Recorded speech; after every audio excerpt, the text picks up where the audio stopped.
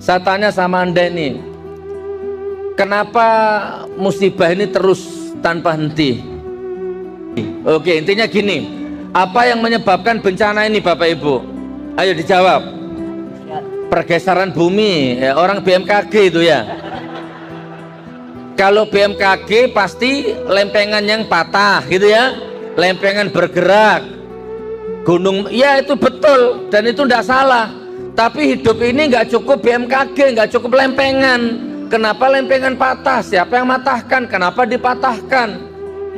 Ada syariat, ada thariqah, ada hakikat, ada makrifat, ada manusia, ada jin, ada laki-laki, ada perempuan, ada siang, ada malam, ada lahir, ada batin, ada dunia, ada akhirat. Jadi lempengan itu hanya satu alat eksekusi, tapi dibalik itu perlu didiskusikan. Kenapa saudaraku? Apa yang menyebabkan bencana ini? Ayo. Kalau kita ini kan kok apa-apa di rezim, apa-apa di rezim. Loh, memang iya. Mau minta datanya, mau minta dalilnya. Surat Al-Anfal ayat 25. Wattaqu fitnatal la tusibanna alladziina dzalamu minkum khassah wa'lamu annallaha syadidul iqab. Kata Allah, jagalah dirimu dari azabku yang itu akan menimpa khusus tidak orang dolim saja di sekitarmu. Kamu yang tidak ikut dolim akan kena dampaknya. Yang pertama. Yang kedua, dhaharul fasadu fil barri wal bahri bima kasabat aydin nas walau anna ahlal qura amanu wa taqaw la fatahna alaihim barakatim minas samai wal ard. Banyak ayat-ayat, banyak hadis-hadis bahwa kerusakan di bumi, di laut, di darat, di gunung, di mana-mana ini karena tangan-tangan manusianya. Bahkan ada ayat yang paling spesifik. Kata Allah, kalau aku akan hancurkan satu negara, biasanya aku suruh orang-orang kaya di negara itu untuk berbuat baik. Ya, sedekah, mengayomi yang miskin, bla bla bla. Cuman kebanyakan orang-orang kaya di negeri itu ingkar, makanya aku hancurkan negeri itu sehancur-hancurnya. Jadi yang menyebabkan musibah di mana-mana ini, Bu. Oke, sebentar, saya sempurnakan biar nggak salah paham. Ada lurah angkat tangan, ada Pak Lurah angkat tangan. Yang mana lurah? Kades, kades mana? Kanan. Mana Pak Kades? Pak Kades ya? Nah, satu aja. Siapa namanya Pak Kades? Happy. Happy.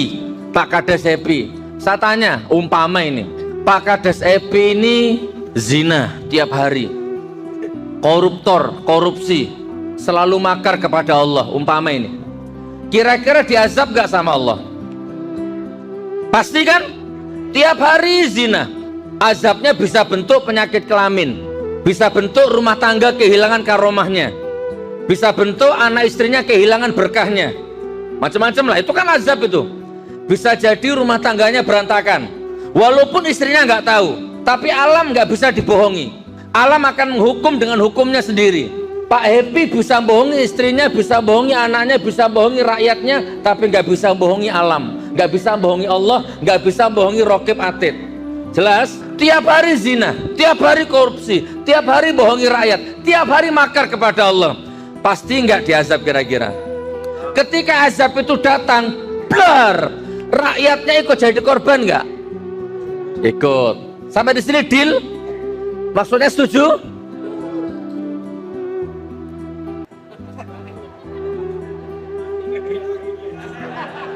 Ada camat, zina, korupsi, macam-macam lah ya, membohongi rakyat, bahkan membohongi alam ini. Diazab dah. Begitu azabnya datang, siapa jadi korban? Satu kecamatan. Di atas camat, bupati. Bupatinya makar kepada Allah, maka akan diazab sama Allah. Satu kabupaten ludes. Nah sekarang saya tanya, Nusantara sekarang diazab sama Allah, tidak ada henti-hentinya. Ini yang makar siapa? Lurah.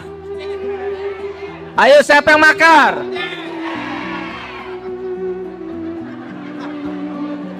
Bukan presiden, Pak. Presiden itu kecil sudah, bukan presiden, tapi rezim. Bukan presiden. Siapa itu rezim? Semua. Ya menterinya, ya presidennya, ya menteri agamanya, ya ulamanya, semua sekarang ini makar kepada Allah. Apa itu kalau nggak nyakiti hati rakyat? Sementara dia makan dari pajaknya rakyat. Marah alam ini. Nah, jadi kembali ya, musibah ini terjadi karena rezimnya yang makar kepada Allah. Menterinya, presidennya, ya aparatur hukumnya, semuanya tanpa terkecuali makar kepada Allah sekarang, tanpa terkecuali.